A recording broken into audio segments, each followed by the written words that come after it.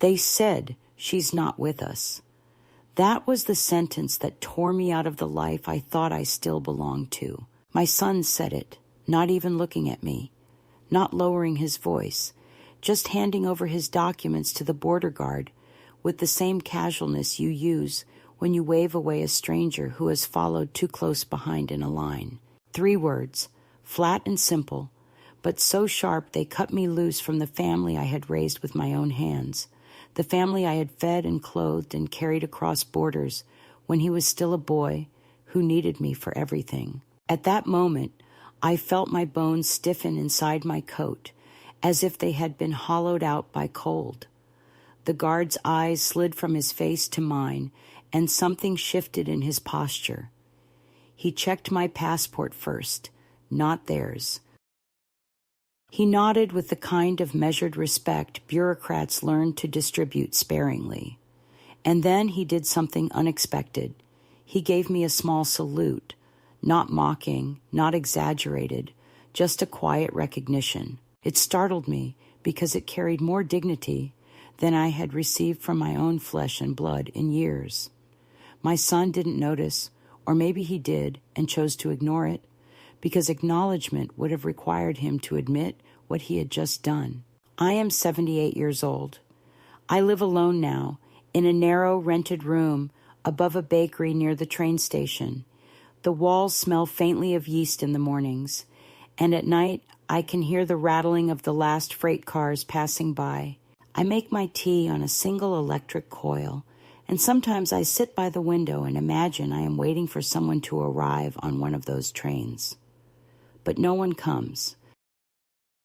That doesn't frighten me anymore. In fact, it feels easier than waiting for people who will never arrive, or worse, arrive only to pretend I am invisible. When you have been made invisible by your own son, the world outside feels less cruel in comparison.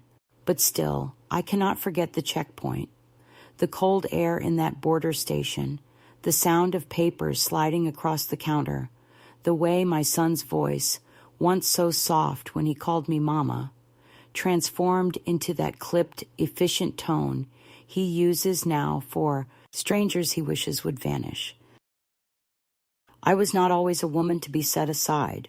Once, I was the one who carried the family forward, who bore the weight of suitcases too heavy for his small arms, who kept coins hidden in my shoe to make sure we could buy bread, even if his father lost his job. I was the one who memorized phone numbers in case a payphone was the only link between us and safety. I was the one who carried his birth certificate folded in wax paper, guarding it as though it were a sacred relic, because without it, there would be no schooling, no doctor's visit, no proof of belonging in the place we dreamed of reaching. I remember one crossing long ago when we were younger, when hope still outweighed fear, and how I whispered to him to stay close, to keep his eyes down, to let me do the speaking. He had pressed his small hand into mine so tightly that I felt the bones of his fingers, fragile but insistent, reminding me that my job was to hold him upright until he could walk alone. That was the boy I raised. And now, decades later, he was the man who told the guard, "She's not with us." The line moved slowly that day, and time seemed to stretch like chewing gum pulled too far, sticky and uncomfortable. My daughter-in-law stood beside him, lips pressed in that thin smile she saves for when she is pretending everything is fine. She never looked at me, not once, not even when the guard gestured for me to step aside to a separate lane. She placed a firm hand on my grandson's shoulder and guided him through without pause, as though the removal of one body from the group did not require acknowledgement. I watched the back of their heads, the way families often appear in airports or stations, clustered together, shepherded forward by parents who know where they are going. I used to be that shepherd. Now I was the discarded sheep.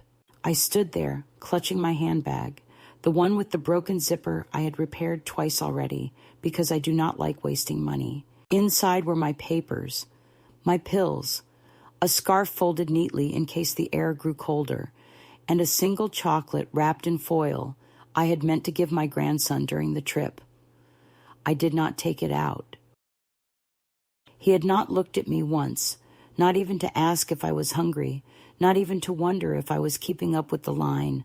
My son's voice, calm and measured, floated back to me as he spoke to the guard about the family's itinerary, the hotel reservation, the purpose of their visit. Purpose. That word struck me as I stood there. Their purpose no longer included me. When the guard examined my passport, his brow softened. He noticed the dates, the stamps, the life etched into the pages. He did not rush. He asked if I was traveling alone, and before I could answer, my son said, "She's not with us." It was easier for him, I suppose, to cut the string cleanly than to acknowledge that I was both with them and not with them, both part of their blood and excluded from their circle. The truth is more complicated, and complicated truths make people uncomfortable. Better to erase, better to dismiss. But for me, standing in that sterile hall with its humming fluorescent lights and its smell of disinfectant, it was not easier. It was shattering. I wanted to speak, to correct him, to remind him of who I was, but my voice lodged in my throat. There is a kind of silence that comes not from weakness, but from the knowledge that words will not land where they should. I could have said, "I carried you across this border once when you were too young to know the difference between one country and another."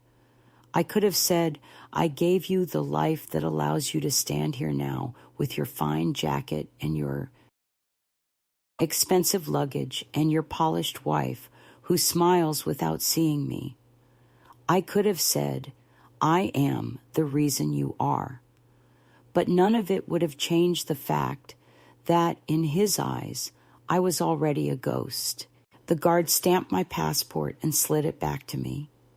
His salute was small, almost hesitant, but it steadied me more than anything else that day. For 1 second, I was not invisible. For 1 second, I was acknowledged as a person with history, with weight, with presence. It is strange how dignity can arrive from the hands of a stranger while being stripped away by your own family. I held on to that moment like a rope, a fragile lifeline stretched across a chasm of rejection. Later, when I sat alone on the bench near the inspection hall, waiting without being told what to do, I felt the memory of those words settling into me. "She's not with us." I rolled them around in my mind, tasting their bitterness, trying to understand how a child I once protected could now protect himself from me. The answer was not in logic, but in the slow erosion of gratitude, the way love can be taken for granted until it calcifies into annoyance, until presence becomes burden. I was not a grandmother in their story that day. I was excess luggage, the kind airlines charge extra for, the kind people leave behind if the weight is too much. So that is where my story begins. Not in a cozy kitchen with photographs of grandchildren on the fridge, not in a sunny living room where family gathers around me for wisdom, but at a border checkpoint where my own son severed me with 3 words. I am 78. I live alone now, and though my room is small, and though my hands tremble sometimes when I button my coat, I hold my passport like proof of something no one can erase, that I still exist, stamped and acknowledged, carrying the memory of who I was and the painful clarity of who I am now. The moment of betrayal did not arrive with thunder or spectacle.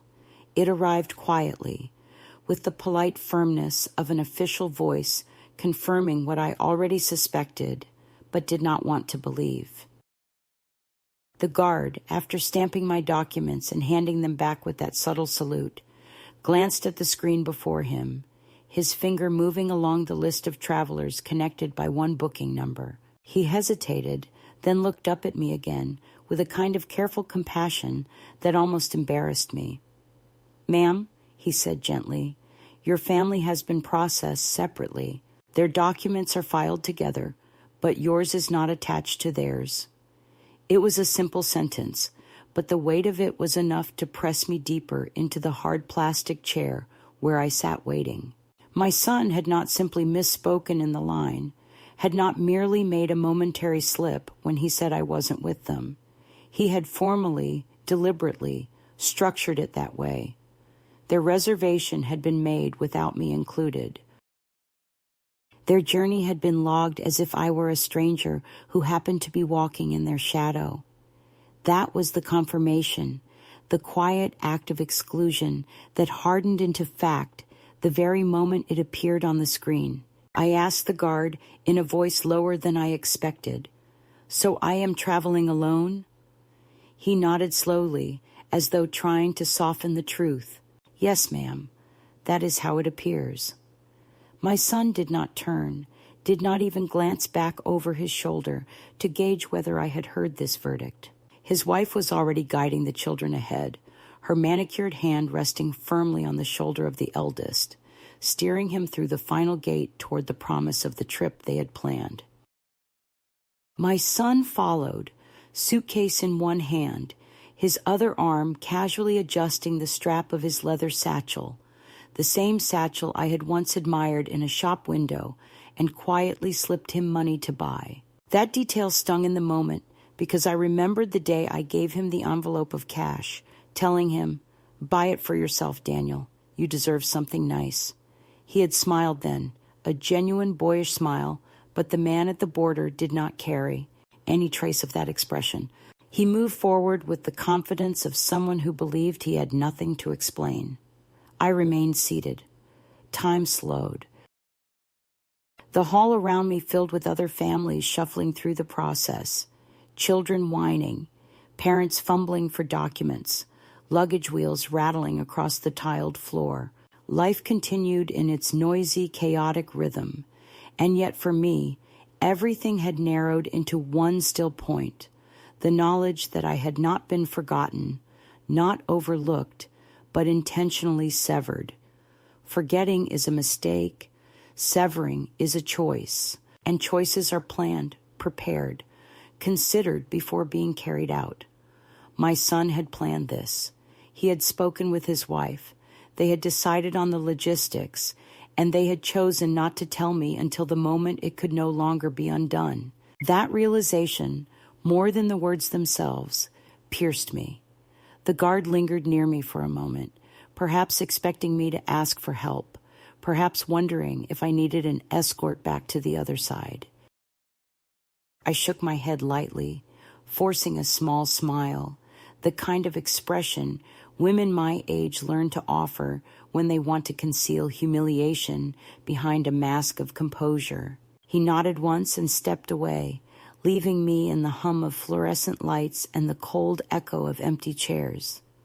My handbag sat heavy on my lap, and I pressed my hands against it, not to steady the bag, but to steady myself. I felt as though I might float away, not upward but sideways, into a void where names and relations no longer held meaning. It was then that I remembered another border, decades earlier, when I was the one orchestrating the passage. My son had been no older than 8, his hair falling into his eyes, his shoes too small because money was tight, and he had insisted he could last another season without new ones. We had traveled in an old borrowed car, my husband asleep in the passenger seat after working a night shift, and I had carried the responsibility of getting us all across.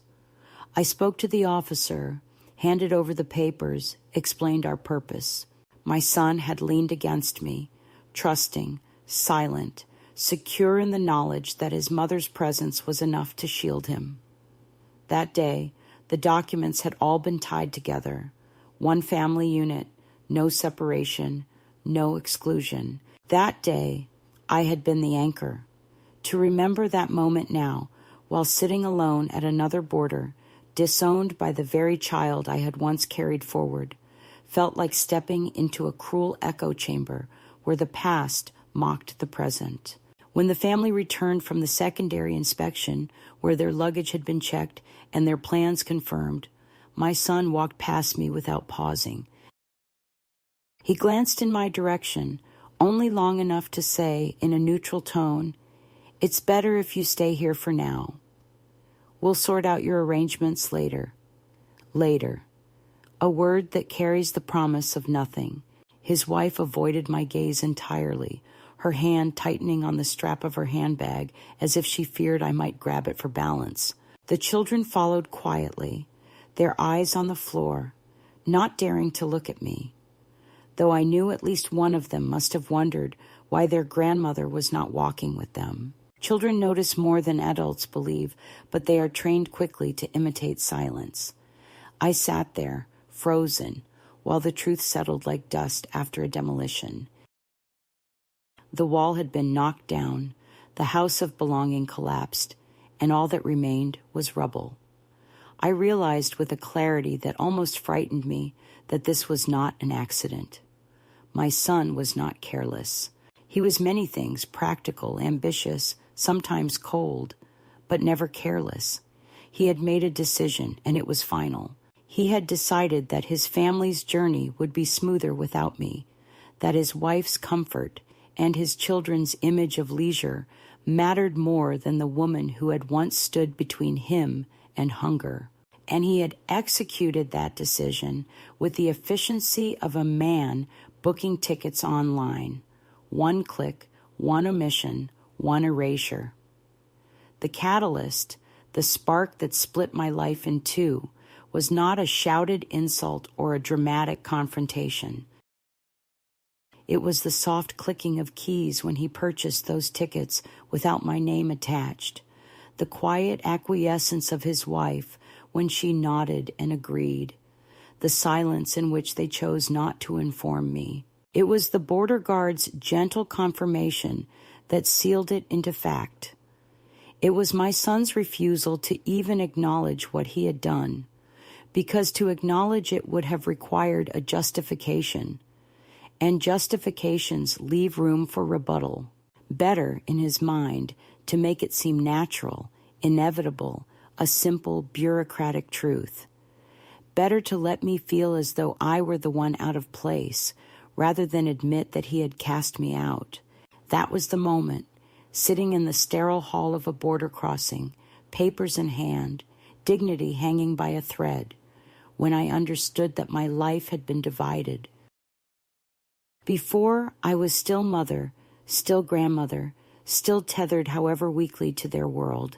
After, I was simply a woman with a passport, a handbag, and no place to belong. That was the betrayal that set everything else in motion. The hours after that confirmation did not erupt into confrontation. They dissolved into something slower, quieter, and in many ways more humiliating than anger could have been.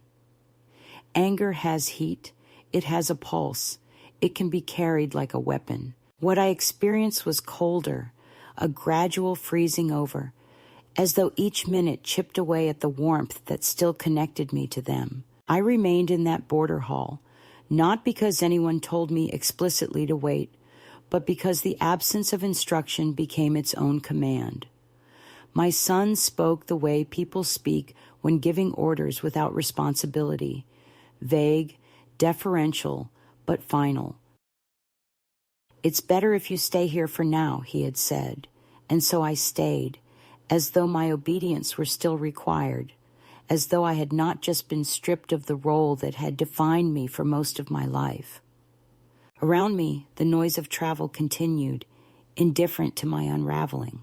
Families gathered their passports and boarding passes. Mothers checked snacks in plastic bags. Fathers muttered about exchange rates. Children darted in and out of lines like restless birds.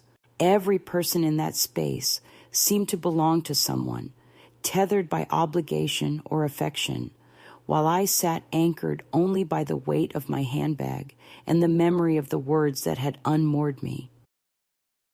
The guard who had stamped my passport walked by once, his eyes catching mine for a second, but he said nothing. Perhaps he had seen too many scenes like mine, too many discarded elders set aside like unnecessary luggage. Or perhaps he knew silence was the only dignity left to offer. The escalation was not a single dramatic gesture, but a series of omissions that accumulated until they formed a wall between us. My son did not return to check on me. My daughter-in-law did not offer me so much as a bottle of water. The children did not wave or glance back. I was there, visible, yet already forgotten, and the longer I waited, the clearer it became that my presence was not an oversight, but an inconvenience they preferred to leave unsolved. After the first hour, I stopped scanning the crowd for their faces. After the second, I stopped rehearsing the excuses I might give if someone asked why I was alone. By the third, I began to understand that solitude was no longer temporary. It was being reshaped into my permanent state.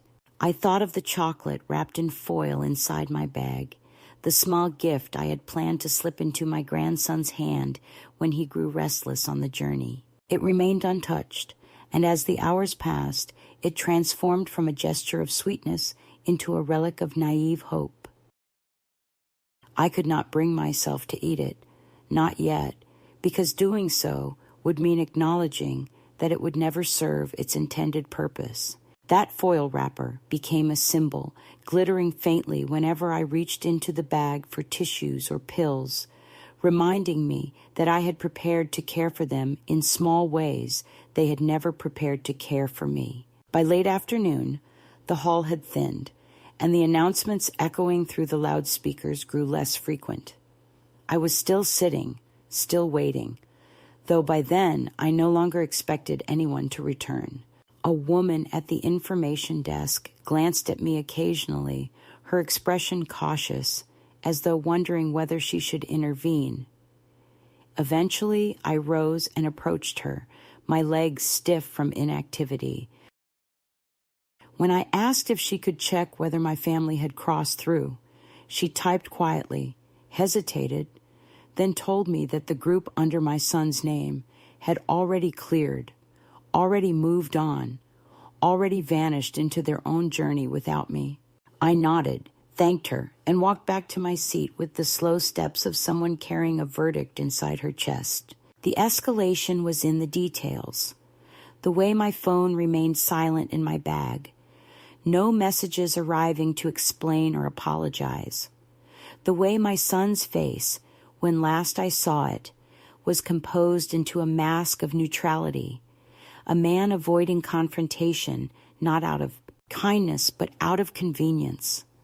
The way my daughter-in-law's hand tightened on her child's shoulder, steering him away from me as though I were a figure best left unacknowledged.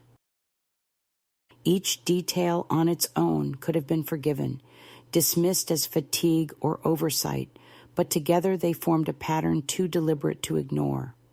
And in that pattern, I saw the shape of my future, diminished, excluded, managed into silence.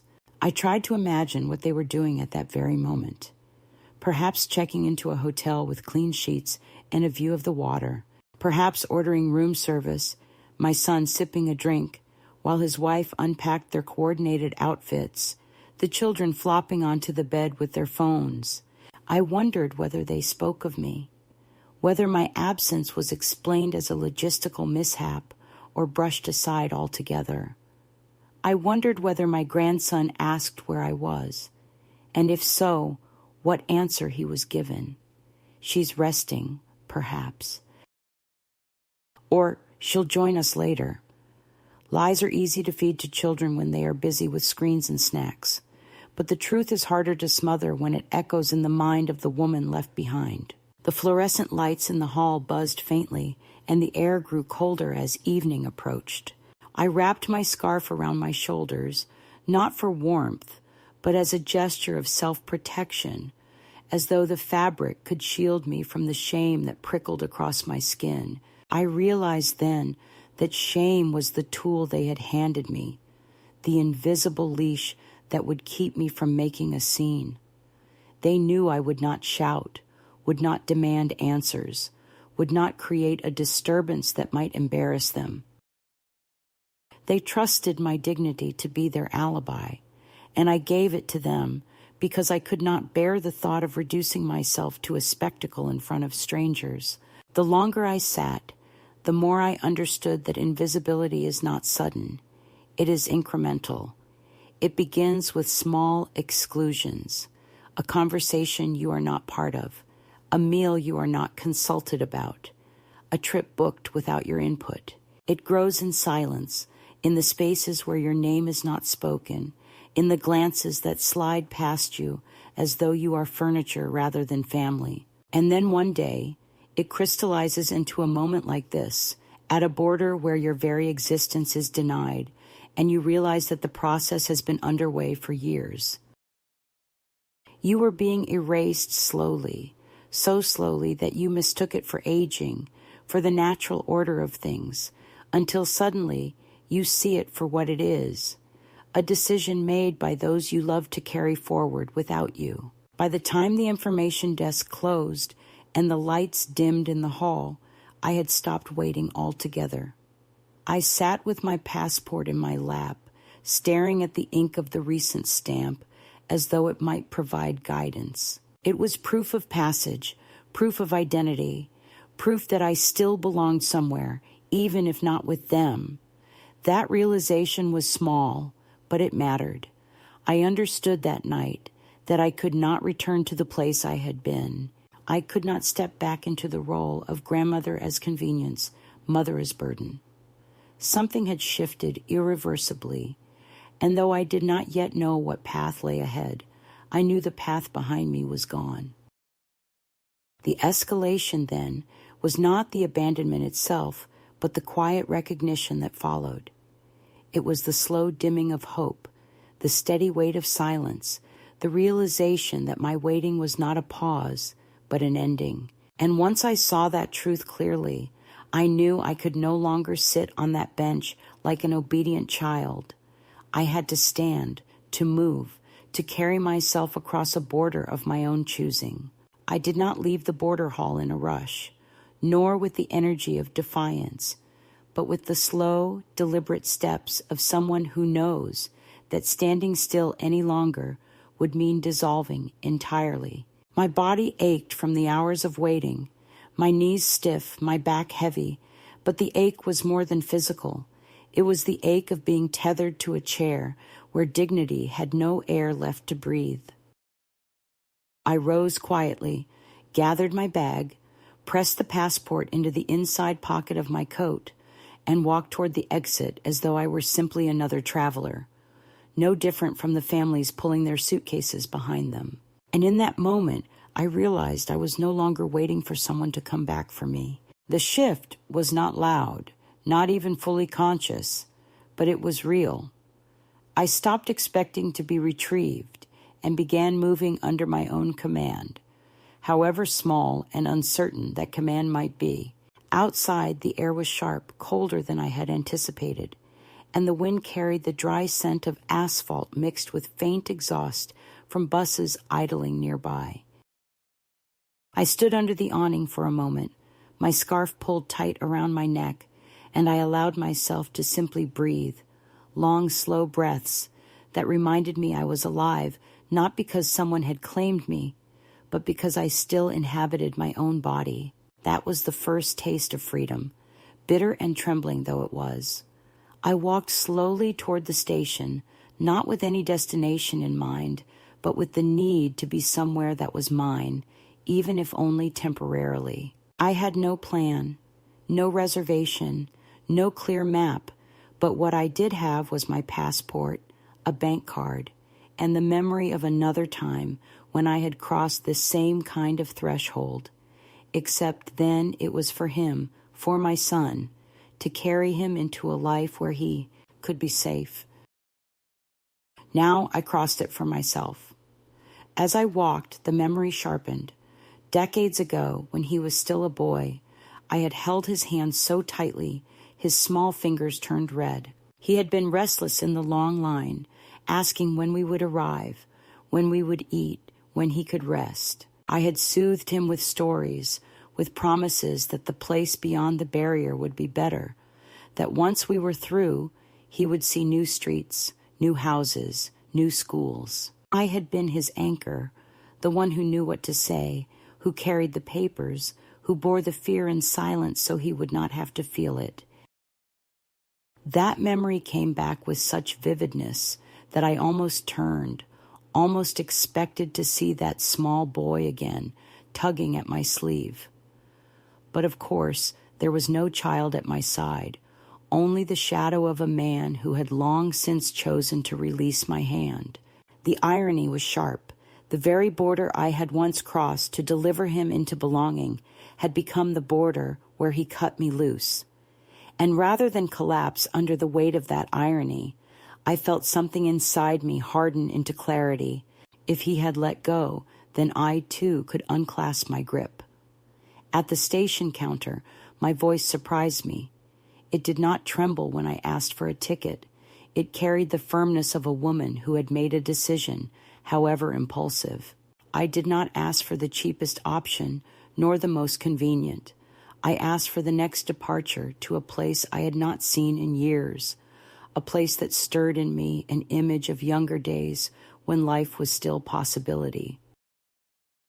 I did not even know why that city's name came to my lips, only that it rose with certainty, as though it had been waiting beneath my silence all along. The clerk nodded, tapped on her keyboard, slid the ticket toward me. I paid with my own card, the one I had kept active with quiet discipline, the account no one else knew about. For years, that card had been reserved for emergencies. I realized, standing there with the ticket in hand, that this was precisely such an emergency, though not of the kind I had once imagined. It was not illness or accident.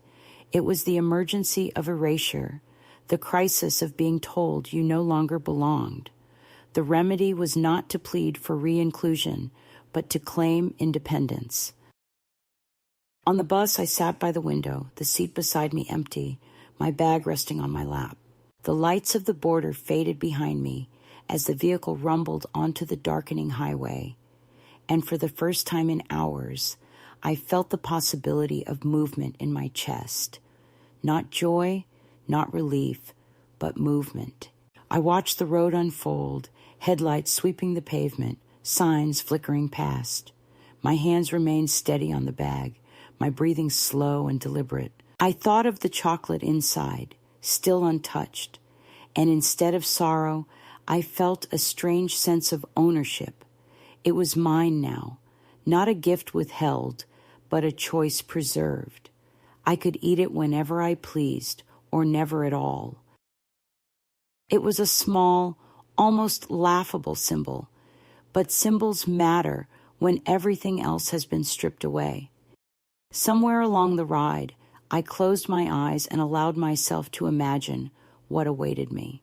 Not family, not reunion, but something quieter.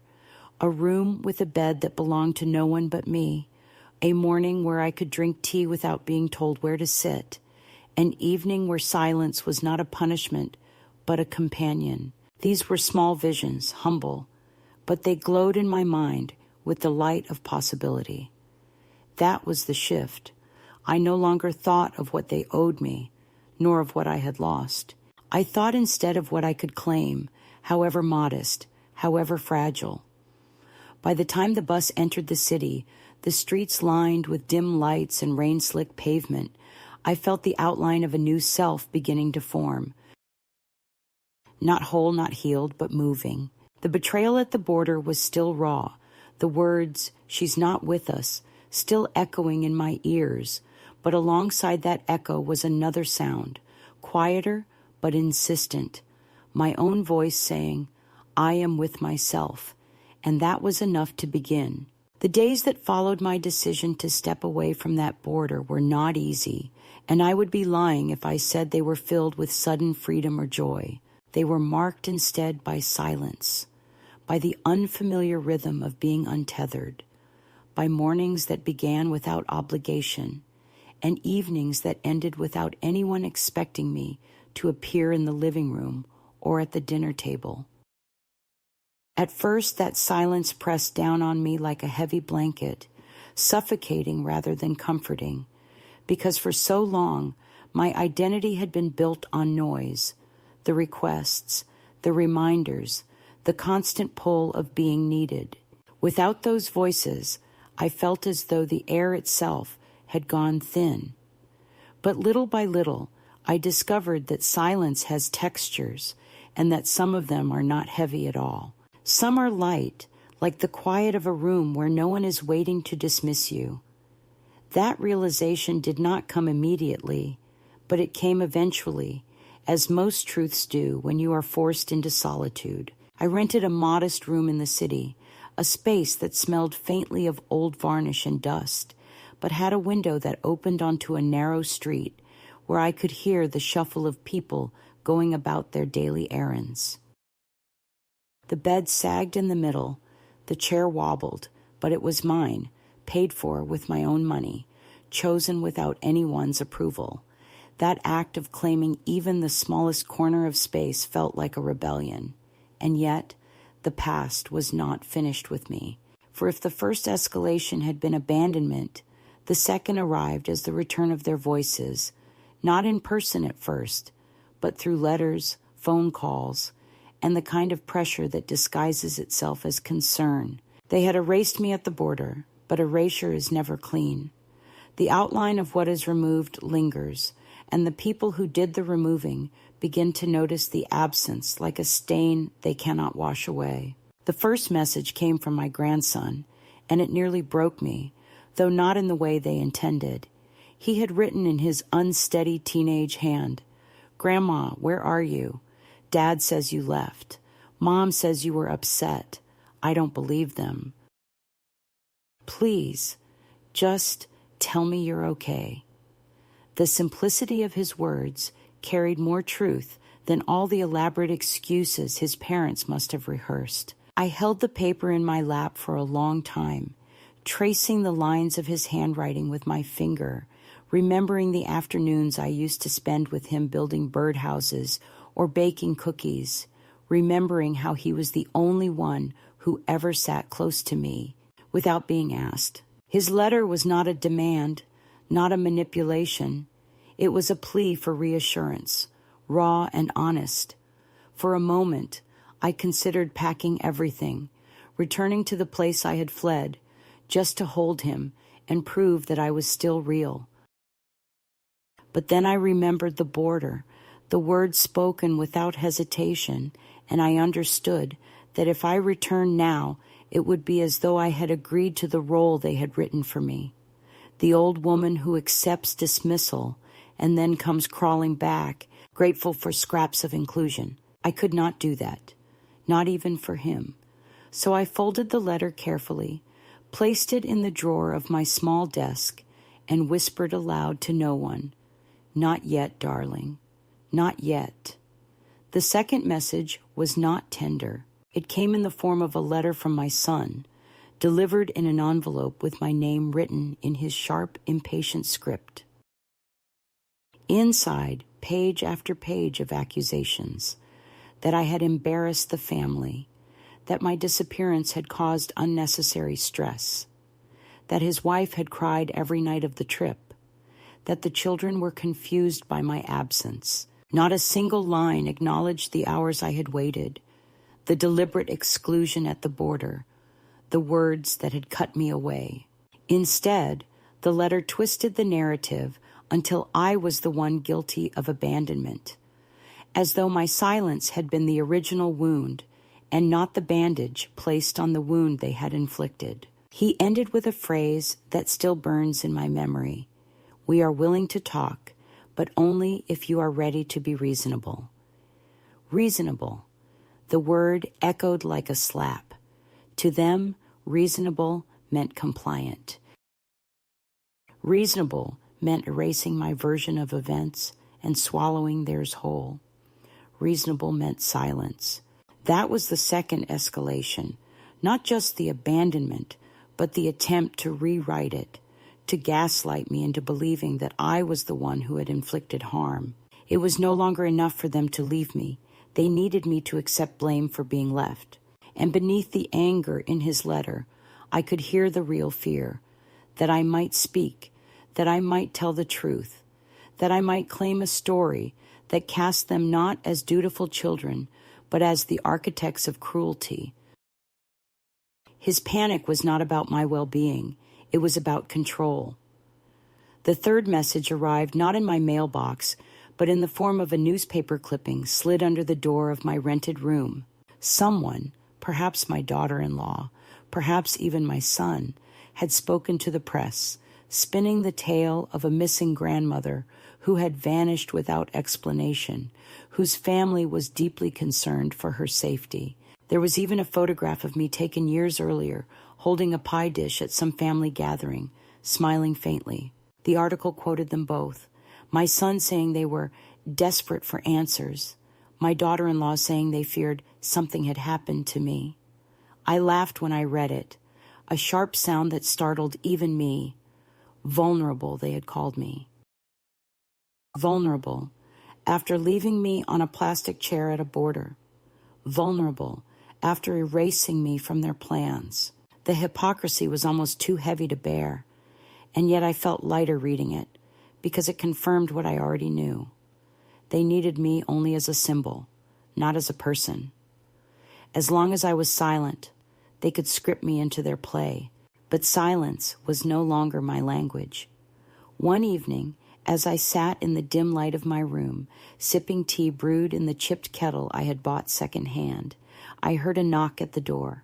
When I opened it, a man in a press suit introduced himself as a lawyer representing my son and his wife. He spoke politely, too politely, his words wrapped in legal caution. They were concerned for my safety, he said. They wished to discuss my living arrangements and ensure that my assets were being properly managed. The words assets and arrangements made my stomach clench because I heard what was unspoken. They wanted control, not of me as a person, but of what I still carried, the remnants of money, property, savings, anything that could be leveraged. I let him speak, then I told him calmly, firmly that I was safe, that I was of sound mind, that my assets were mine alone. His smile tightened, his eyes flickered, and I saw the machinery behind him, the family desperate not only to reclaim me, but to reshape me into someone pliant, someone managed. I closed the door on him with a steadiness that surprised even me. That night, I wrote 2 letters, one to my son's lawyer, stating clearly and without sentiment that I was not under duress, that any further contact framed as concern would be considered harassment, that I had retained independent legal counsel and would not hesitate to defend myself. The second letter, shorter and quieter, I wrote to my daughter-in-law. In 3 lines, I told her, I know what you did. I know what you chose not to say. I am not angry. I am not coming back. Take care of your own life now. I have finally begun mine. Writing those letters felt like tightening a knot that could not be undone. They were not pleas, not apologies, not even accusations. They were closures. But closure does not erase tension. The escalation continued in subtler ways. The appearance of familiar faces near the places I frequented. The sense of being watched, the whispers of neighbors that someone had been asking about me. It was as though my absence had made me more present to them, my silence louder than any protest I could have voiced. And through it all, the one tether that remained uncorrupted was my grandson's letter, folded neatly in my drawer, waiting like a candle in a dark room. His words reminded me that not all love had soured, not all bonds had frayed. But even that tether tested me, because to respond to him would mean opening a door that his parents would rush through. I held back, waiting for the moment when my reply could be on my terms, not theirs. The second escalation was not a single event, but a siege, a sustained pressure that sought to push me back into the role of the compliant matriarch, the manageable elder, the vulnerable figurehead. But with each attempt, letters, articles, lawyers, whispered rumors. I grew steadier in my refusal. They could reach for me, but they could not claim me, not anymore. What had begun at the border as abandonment had now become a war for the narrative of my life, and I chose to write my own. The moment of climax did not arrive with shouting or confrontation at their doorstep, nor with a public scandal where I would accuse them before witnesses. No, it arrived in the quiet space of a courthouse, a building whose walls smelled faintly of polished wood and old paper, where silence carries the weight of law. I had prepared for that day with the same determination I once used to pack a suitcase for my son when he was young, slipping in what he might need, anticipating the cold, the hunger, the long roads ahead. But this time, I packed not food or clothing, but documents, statements, proofs of my independence, and the letter from their lawyer that had spurred me to action. I walked into that courthouse alone, my scarf tucked neatly into my coat, my shoes polished as best as I could manage, my hands trembling only slightly from the weight of what I was about to do. For months they had circled me with pressure, the letters demanding explanations, the whispers in the neighborhood, the legal threats disguised as concern. For months I had resisted, building walls of silence and replies measured with precision. But resistance alone was not enough. They still believed they could wait me out, that eventually I would yield, that the years of conditioning, of being the mother who sacrificed, the grandmother who complied, would reassert themselves. They underestimated the shift that had already taken place in me, the border I had crossed internally. That day in the courthouse, I made it clear not only to them, but to myself, that the era of compliance had ended. I filed the documents that severed their claim over my life. I authorized a lawyer of my own choosing, a woman younger than my son, but with eyes sharp as steel, who spoke of my rights not as if they were gifts bestowed upon me, but as facts engraved into stone. Together we drafted a declaration. I was of sound mind, in control of my assets, responsible for my own choices, unwilling to return to a household where I was treated as expendable. It was not a lawsuit for money, nor for property. It was a statement of self, a legal confirmation that the bonds they sought to twist into chains were, in fact, broken.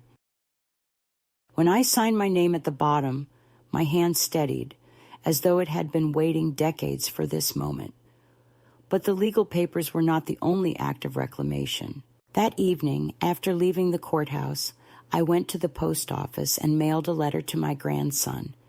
This time, I did not hold back out of fear of his parents intercepting it, nor did I disguise my truth in polite evasions. I wrote to him plainly, telling him that I was safe, that I had not disappeared, that what he had been told about me was not the whole story.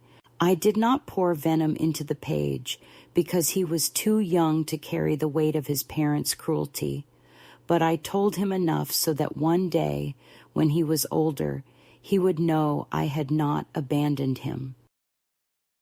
I told him I loved him, that I was building a life where I could be free, and that one day, if he wished, he could find me on his own terms, not through the filter of their lies.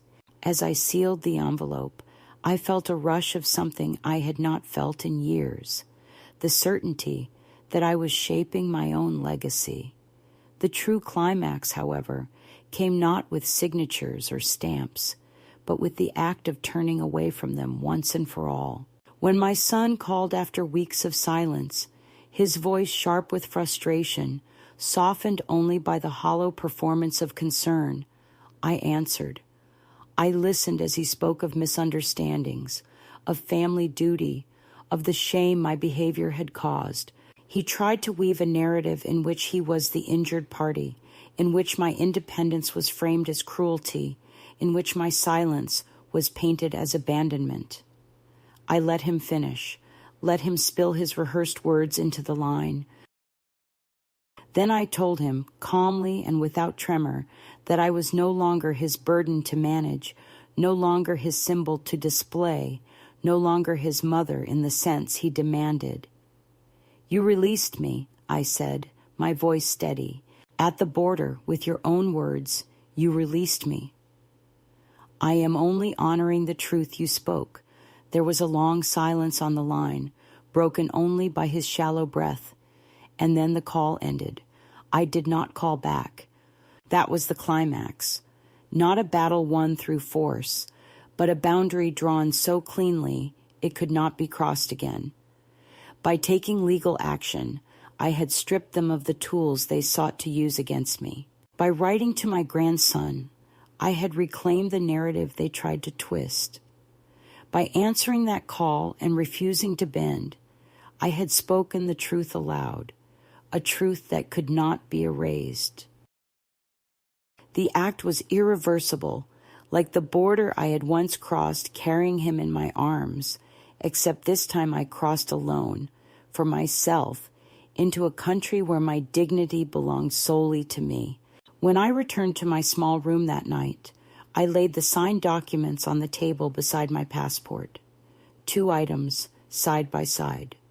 One that proved my existence to the world, another that proved my independence to those who had tried to deny it. I looked at them for a long time, the ink still fresh, the weight of paper so much heavier than its physical form. It was not triumph I felt, nor vengeance, but something quieter, more enduring. It was finality. The ties that once bound me to their approval had been severed. I was no longer pleading to be seen. I had seen myself.